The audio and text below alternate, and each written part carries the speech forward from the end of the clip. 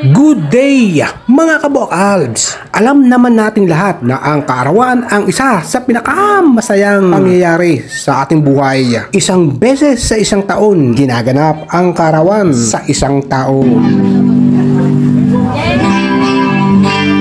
Kaya ang inyong lingkod ay naimbitahan sa isang okasyon. Sigurado na naman na si Kabokalbs ay present sa isang birthday yan. Napakaraming bisita ang aking nadatnan. Nandiyan ang malalapit na kaibigan at ang mga kapitbahay ay tunay na kasaya ng aming kumparing Nante at Maring Desiree. At syempre, spotted din ang aming mahal na kapitan na si Maling Ebora. Kaya muli, happy birthday sa inyong mag-asawa. 50th birthday! At yan nga, may pabanda pa.